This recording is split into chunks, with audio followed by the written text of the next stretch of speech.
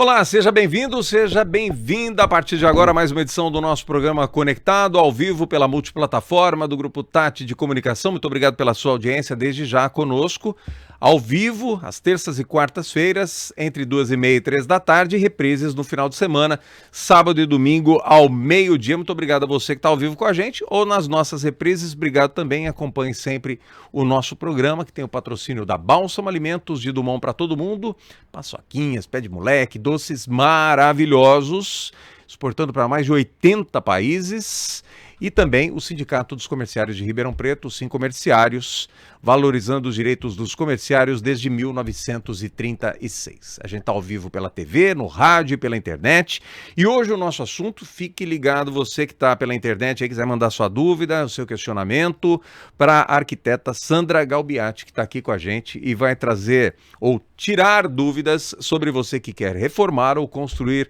a sua casa, o seu imóvel, enfim. Prazer em te receber, Sandra. Tudo bem? Tudo bem, tudo certo. Seja muito bem-vinda. Muito obrigada. Quando é que a arquitetura entrou na sua vida? A arquitetura entrou quando eu era criança. Meus pais, os dois eram engenheiros civis. E aí eu era criança que não brincava de Barbie, eu era criança que brincava no montinho de areia da obra. Então eu nasci já praticamente dentro de obra. Mas você não é engenheira. Não, é sou arquiteta. arquiteta. Qual a diferença do engenheiro? O engenheiro constrói o prédio, é isso? O engenheiro, ele é responsável também pela construção, tanto quanto o arquiteto. São duas funções que se misturam muito, se mesclam. Mas o engenheiro, ele é muito mais responsável pela parte de cálculos, pelo dimensionamento da estrutura, tudo. E a arquitetura não, ela vem antes, ela vem com um projeto, ela lança a estrutura, vamos fazer em metálica, alvenaria, a estrutura que for. Os detalhes? Os detalhes todos. E aí isso com o arquiteto. Com o arquiteto. Tá. E depois é repassado para o engenheiro. Quanto é que você falou que entra logo na planta, então? Logo no desenho, se quiser construir ou reformar. Aliás, precisa de um arquiteto para reforma também? Toda reforma ou não necessariamente? A maior parte das reformas, sim, hoje né? em dia, precisa, porque precisa de uma RT, que é uma responsabilidade técnica. Exatamente. Principalmente para prédios, eles exigem muito, né? Você está mexendo numa estrutura que é de todos, então você tem que ter muita responsabilidade sobre isso. E assim, a gente começa... Todo mundo começa, já chega na gente com um terreno, o que não deveria ser dessa forma. Deveria contratar primeiro um arquiteto para ir em busca de um terreno, porque o arquiteto ele vai saber te mandar num terreno específico para aquilo que você precisa no seu projeto. É uma demanda diferente para cada um. Então, entendi. Então a pessoa chega com o terreno e fala, eu quero construir aqui. Isso, já chega com o terreno. Vira nos 30, é por aí? Quero uma casa assim, o terreno é esse. Mas muitas vezes é muito importante chamar antes o arquiteto, antes da escolha do terreno, porque ele consegue te direcionar melhor. Até para terrenos assim, eu já vi pessoas falando, nossa, esse aqui está 50 mil mais barato que aquele, vou pegar esse. Mas aquele tem um muro de arrimo de 70 mil que você vai ter que fazer. Vai sair mais caro que o outro. Então, assim, é muito importante você levar um profissional até na compra do terreno para você se respaldar com isso, né? Eu trouxe há poucos dias aqui o presidente da AEARP, né, Associação dos Engenheiros, Arquitetos e Agrônomos de Ribeirão Preto, que é o Fernando Junqueira, e ele me deu um panorama muito interessante do momento. E é nítido, né? Óbvio, aqui, pelo menos aqui na nossa região, tá, gente? Estamos falando aqui para a região de Ribeirão Preto, especialmente Ribeirão, está num momento muito propício para a construção. Tá. A gente tá num momento bom, você concorda com a opinião do presidente da AEARP? Concordo. Apesar de ter caído muito a parte de construção, ainda está num momento muito propício. Mas por quê? A cidade, por conta da economia? Por conta dos preços altos? Por conta da economia geral. Nós mas estamos com preços abusivos. De tudo, né? né? De tudo.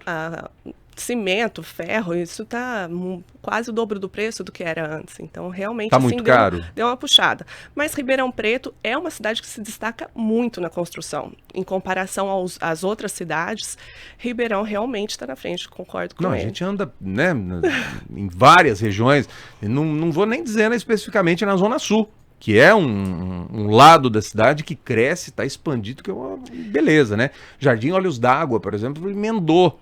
Né? Você não sabe mais, com todo respeito, o que é Jardim Olhos d'Água, o que é Bonfim Paulista. E já né? já está emendado uma coisa na outra. Está né? aqui em Ribeirão já, né? E Ribeirão tem muito agronegócio, então movimenta muito dinheiro. Então a gente tem aqui pessoas que em crises, ainda tem um pouco de dinheiro, porque o agronegócio é o que move esse país, então Ribeirão sofre menos, eu digo, na parte de construção. Apesar do país todo ter sofrido um pouco, Ribeirão tem menos. Qual que é a parte que você mais gosta? Porque todo mundo tem um lado, eu gosto de fazer isso, eu gosto de fazer aquilo, eu não gosto de fazer aquilo, mas eu quero saber qual é a parte que você mais gosta. Porque o arquiteto lida com muitos detalhes da obra, desde se eu estiver errado você me corrige, desde um lustre, né, até um gesso, uma sanca. Eu gosto muito de sanca. Eu acho bonito, dá um enfeite diferenciado. Qual que é a parte que você mais admira, assim, que você mais gosta de fazer? Eu gosto da parte de obras, mas o que eu gosto mesmo é ver um cliente satisfeito.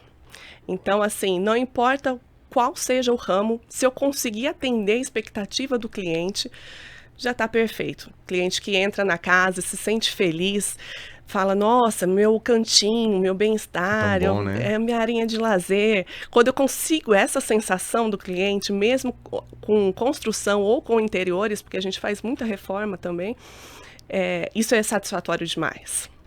Você já pegou casas, detalhe da vida da Sandra Galbiati, você já pegou casas que estavam bem derrubada, pelo tempo, às vezes, nem tanto pelo descaso, né? Ou fechada há muito tempo, que estava bem ruim e conseguiu transformar e o cliente falar, poxa vida, você transformou, né, minha casa num lar, né, verdadeiro. As casas hoje em dia tem muita, né, a arquitetura ela mudou um pouco o conceito do que era antes, então hoje em dia se preza mais por áreas de lazer, ambientes mais compartilhados, então tem muita casa de antigamente que a gente reformula mesmo para atender essa necessidade. Antigamente as casas eram muito compartimentadas, então cada um no seu quartinho, cada um na sua salinha, cada um na sua cozinha, tudo muito quadradinho. E hoje em dia não, as pessoas querem estar mais juntas em família, quer cozinhar junto, quer ter os amigos ali, quer ter uma área de lazer para trazer as pessoas. Então as necessidades foram se alterando e a arquitetura foi acompanhando isso, né? Prova disso foi a pandemia, né? A pandemia. Que trouxe, eu não sei se é regra, não sei se é estipulado isso, mas grande parte dos imóveis, e repito, se eu estiver errado você me corrija, grande parte dos imóveis é feito com área gourmet. Quer dizer, a churrasqueira, ou a pizza, o local de fazer a pizza e tal, para poder agregar todo mundo ali, né? Durante a pandemia as pessoas tiveram que ficar na casa delas, né? Exatamente. Muitas usavam só para dormitório. Daí elas tiveram que conviver com a casa delas. Daí a gente teve muita reforma. Porque daí as pessoas viram, nossa, minha casa precisa de uma reforma para eu realmente viver. Trabalhou muito na pandemia? Trabalhei bastante. A construção não parou, né, graças a Deus. Pelo contrário, né? Continuou firme. Então, assim, e a gente teve uma migração também muito grande de apartamentos para casas. Porque as pessoas realmente queriam mais espaço, mais local para estar. As pessoas que saíram de seus apartamentos e foram para casa. Para casa. É mesmo? Os apartamentos muito pequenos, as pessoas viram que viver 24 horas ali é complicado. E daí começaram a migrar para casas mesmo, com um espaço maior de lazer, de estar. E as pessoas começaram a enxergar as casas diferente também, com mais carinho, mais cuidado. Não só como dormitório, sabe? Cheguei do trabalho cansado, durmo, acordo e vou embora. Fica naquele automático, né? E a casa... Toma banho, janta, faz um carinho nas crianças no cachorro e vai dormir, né? Não, as pessoas estão utilizando mais as áreas. Né? Utilizando bastante. E a casa tem a função de trazer o bem-estar, né? É uma funcionalidade, todo mundo chegar em casa e se sentir bem. Nossa, agora eu vou me restaurar do dia para o dia de amanhã. Então, assim, graças a Deus veio esse cuidado que as pessoas tiveram da pandemia até hoje, assim. Como é que funciona quando o ambiente é corporativo, né, ou comercial? Como é que funciona a arquitetura nesse caso? A Sandra, por exemplo, estava me falando aqui que trabalha no escritório com vários outros profissionais, não é isso, Sandra? Isso. Como é que é? Se você tiver que fazer uma reforma, uma construção num ambiente corporativo, porque cada um tem as suas ideias, né? Tem. Em casa a gente pode chegar a um consenso com a esposa, ou com o marido, ou com os filhos, de repente, enfim e tal. Mas num ambiente corporativo é mais difícil. Como é que vocês conseguem realizar os sonhos, né, das pessoas e deixá-los com um sorriso no rosto? E felizes, né, de estar podendo, porque a gente passa muito tempo no trabalho, né? Muito a gente tempo. passa muitas pessoas mais do que em casa, inclusive, né? Como é que você faz para contemplar todo mundo nesse caso? Por mais que você não acredite, o corporativo é muito mais fácil que É residência. mesmo? Muito mais Olha fácil. só uma surpresa. Você atender um casal é mais complicado do que você atender uma empresa inteira.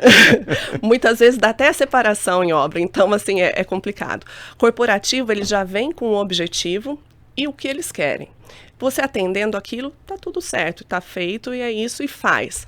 Então não tem muito questionamento. O ambiente comercial que a gente fala, restaurantes, barzinhos, lojas, esses ambientes também são muito bem pensados. Esses também dão um pouco mais de trabalho. A gente estuda uma neuroarquitetura, o comportamento da pessoa dentro desses lugares, o que ela faz, o que ela gostaria. Aí a gente estuda trabalhar teto baixo para ser mais intimista, teto alto para dar liberdade, linhas retas para ser mais ordenado, curvas para ser mais despojado, o que a gente quer em cada ambiente, sabe? Então, assim, a parte comercial é uma outra demanda também. Nós estamos num prédio, eu estava explicando, pensando que nós estamos num prédio histórico, tombado, né? Apesar de ter um proprietário, mas é um prédio tombado, 111 ou 112 anos, uma coisa assim. É difícil para você chegar num lugar e falar, meu Deus, já existiu uma história de 100 anos aqui, a gente está aqui há 6, 7 anos, não é isso, Thiago? 6 ou 7 anos? 2018, 19, 21, 22, 23, 24, 5, 7 anos. Tive que fazer as contas do dedo. Mas enfim, é difícil você chegar num prédio onde é tombado, onde já houve uma história e realizar uma nova arquitetura, uma nova possibilidade para a empresa que está chegando, né? Eu acho muito bacana isso, sabe? A gente tem que realmente preservar a história e a gente tenta de todas as formas manter o que dá para manter na arquitetura e atender o cliente de alguma forma. Mas acho que no Brasil a gente está muito desfalcado ainda com isso, com manter as coisas históricas. Tem prédios históricos aí perdidos, jogados, com vidros quebrados. Às vezes eu até passo e falo, nossa, que dó, me dói o coração de ver. Judiação, né? Judiação. Nós temos vários aqui em Ribeirão ainda. E a gente precisava de uma intervenção melhor do poder público para manter esses prédios, não só chegar e tombar um prédio. Chegar a tombar e cuidar do prédio também. Exato.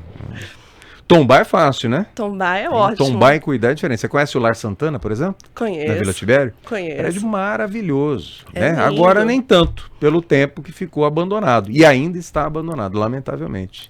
Os museus, né? Os nossos museus. Enfim, aguardemos o que vai acontecer. Quando você chega, você diz que chega e pega, por muitas vezes, o terreno já pronto e tal. Já pronto. Como é que é o início, né, da construção ou da obra em si? A gente tem que fazer uma leitura do cliente para poder atender as necessidades dele. E o arquiteto, muita gente tem uma impressão de que é algo luxuoso, que é estética, que é só uma cortina bonitinha, mas não é isso. O arquiteto, ele faz um projeto funcional. Você tem uma economia muito grande na obra com o arquiteto. Eu falo que é um investimento. Tem uma economia com o arquiteto, Eu digo que é um que investimento. Ele vai te direcionar. Você vai economizar material, você não vai ter áreas perdidas. Poxa tem vida. casas que tem aqueles corredores enormes e inutilizados. Então, assim, com a arquitetura, a gente consegue fazer ser funcional, não desperdiçar material e ainda outras questões, como ventilação. Uma casa bem ventilada, às vezes você não precisa nem ligar um ar-condicionado, você está economizando na energia. Claridade. Uma claridade adequada, natural, que é muito melhor do que uma artificial. Então, assim, é atender tudo isso com os requisitos de cada personalidade, né? Porque cada casa tem a personalidade do seu cliente. Cada caso é um caso. Cada né? caso Mas é um caso. Existem dicas de como, e a gente está falando, vamos falar de dicas agora, né? De como não errar no início da obra ou da reforma? Tem muitas dicas. Eu falo assim que as pessoas, tem muita gente que sai traumatizado de obra, fala, nunca mais vou construir na vida, nunca mais vou fazer isso, nunca mais vou reformar. E isso é muito triste, porque a construção é muito bacana sair do chão e realizar alguma coisa. Sempre é um sonho da casa, é um sonho do comércio, e um sonho não pode ser traumatizante desse jeito. Então, contrate profissionais. Não ache que você vai dar conta de tudo. Se é a sua primeira obra, lide como se você fosse o estagiário da obra. Na próxima você cuida. Chega lá e tenha uma equipe de profissionais responsáveis por aquilo que consigam te dar respaldo para você não ter problemas lá na frente. e comece a obra fazendo mesmo, antes de tudo, um cronograma físico-financeiro. Você precisa saber quanto você vai gastar naquela obra e quais meses você vai utilizar aquele recurso. Porque tem muita gente que começa, chega lá na parte de acabamento e acabou o dinheiro, acabou a casa, aí tem que fazer empréstimo, tem que isso, tem que aquilo. Então, faça um cronograma, exatamente, de cada etapa. Isso aí, um bom arquiteto pode te ajudar com essas planilhas. E fique muito amigo do Excel nessa época, faça as planilhas e direcione. Consegue? Esse cronograma ele consegue ser seguido à risca? Obra nunca é a risca. Porque é um medo danado, né? De você programar X e gastar 3X, né? A gente sempre deixa uma brecha aí. Eu sempre falo que a gente vai gastar 500, vamos deixar 550, deixa 50 aí de brecha, porque realmente a obra nunca é exatamente como a gente planeja. Isso quando não é público, né, Sandra? Porque quando é público você programa 500 e gasta 15 mil. Por muitas vezes. Não estou generalizando, mas é bem complicado. É bem complicado. Então, assim, os adicionais, né? Como é que chama? Quando coloca... Parece que aparece mais coisa do que... Aparece um monte de coisa. Aí você dá uma cavada assim, você fala, opa, mais tanto. Acaba dá para ter uma previsibilidade? Eu tive um amigo que teve um problema de vazamento. E teve que parar porque achou um vazamento, né? Teve que parar a obra porque achou um vazamento. E colocou aquele famoso estetoscópio, que eu não sei o nome de jeito nenhum. Como é que chama aquele? É um tipo de um estetoscópio, colocou e achou. E tinha um buraco enorme. Lamentavelmente, ele teve que parar a obra e refazer o que já tinha feito. Isso é complicado, né? É complicado. Reformas... E por muitas vezes não tem como saber. Eu sei que você não faz a obra, né? Mas é complicado. Trava o serviço de todo mundo, não é? A construção ainda a gente consegue prever melhor, porque a gente vai começar do zero, ali do chão. A gente sabe o que tem. Lógico. Agora, uma reforma, você vai abrir o local, você não sabe o que você vai encontrar ali. Você pode encontrar algo que te barre e te mude um projeto inteiro. Então, assim, se adaptar, ter o orçamento e ir se adaptando à necessidade do cliente mesmo e fazer funcionar o negócio. Bom, você me falou que é necessário ter um arquiteto, é importante, a gente já sabe disso, é caro. É um profissional caro? Muita gente acha que é luxo, né? Você já tinha falado luxo, isso. Arquiteto é essencial, gente. Assim, para uma obra, se você não tiver um arquiteto, você vai gastar muito mais dinheiro. Você vai ter uma casa que não é funcional, que não é vendável. Aí você tem aqueles elefantes brancos que ninguém quer comprar mais depois. Você colocou o dinheiro lá, mas não atende a ninguém, só atende a você, a casa. Então, assim, tenha um arquiteto. Sabe, aquela coisa de tem que pular a cama cada vez para entrar no meu banheiro. Tenho que, sabe, pequenas coisas. A casa precisa ser funcional, não é estética só. É lógico que a gente alia a estética a tudo, mas a casa precisa funcionar para aquela pessoa. Então, assim, o arquiteto é essencial. A sequência é arquiteto... Arquiteto, primeiro. Eu aconselho o arquiteto para a gente escolher o terreno, né? Arquiteto para escolher o terreno. Para já não errar ali, né? Aí a gente segue, escolhe o terreno, faz um bom projeto, aprova nos órgãos competentes esse projeto, porque precisa só do de arquitetura, e aí a partir disso a gente começa a fazer projetos complementares, depois que tiver tudo aprovado, estrutura, iluminação, paisagismo, hidráulica, elétrica, aí tem um monte de... Centenas de profissionais, né? Aí dá para complementar tudo muito bem, e aí tem um pacote de projetos para iniciar uma obra. Aí você inicia uma obra mais respaldado de tudo. Eu consigo fazer um planejamento a longo prazo para reformar minha casa? Por exemplo, eu comecei, acabou o dinheiro, o meu planejamento não estava legal, o cronograma do arquiteto, desculpa, ou do pedreiro, enfim, do empreiteiro, no caso, estava correto, mas acabou meu dinheiro. Tive um problema, acabou o dinheiro. Eu consigo fazer a longo prazo e ficar direitinho, ficar bonitinha a casa? Existem algumas etapas que a gente não pode parar na metade. Eu falo assim, a fundação a gente precisa fechar ela. Acabou seu dinheiro, mas tem que fechar a fundação, porque senão aquela ferragem fica exposta, você perde tudo aquilo. Aí é uma etapa que você pode parar. Fundação, pode enferrujar tudo e aí danou-se, né? Aí você perde tudo. Fundação a gente consegue dar uma parada ali para depois voltar. A próxima etapa é cobrir a laje. Até ali você já não para mais também. Ali você pode parar mais um pouquinho de novo. Então, tem etapas que não vão comprometer a estrutura, que dá para você dar uma seguradinha. Agora, nas outras, realmente, é jogar o material fora. A arquitetura, ela se aperfeiçoa com o tempo, com a modernidade e tal. O que mais tem de novidade, né, na arquitetura que vocês estão usando nesse momento? Eu não sei quais são os prédios ou as casas que vocês estão trabalhando, mas o que você traz de novidade? Eu vi há pouco tempo, me permita, telhas galvanizadas, ou telhas, as conhecidas Eternites da vida, sendo substituídas por telhas de fibra ou de plástico, né? Que é um item importante na casa, você concorda comigo? Muito importante. Que é a cobertura, para não deixar entrar água na sua casa, para não ter vazamento, enfim, tal. A arquitetura, ela se adapta a toda essa modernidade facilmente? Ela está acompanhando? Ela tem que acompanhar, né? Porque senão fica para trás. As telhas da marca Eternit, porque a gente fala Eternit, mas é a marca, é fibrocimento. As telhas de fibrocimento antigas, elas continham até amianto, que é cancerígeno, ela foi proibida de ser... Aliás, tínhamos amianto até na caixa d'água antigamente. Então a gente Isso consumia uma mais, água, né? Já com caldo de câncer ali. Meu Deus! Sem saber. Aí quando foi visto e descoberto tudo isso, foi proibido o amianto, as telhas novas de fibrocimento que ainda existem, não tem mais amianto, então assim, a gente tem essa modernidade.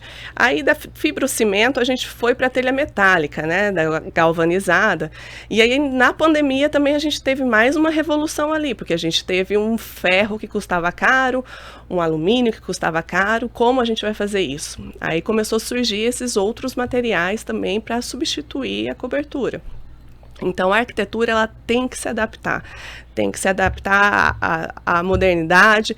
É a necessidade do cliente que faz a arquitetura, não é a arquitetura que faz o cliente.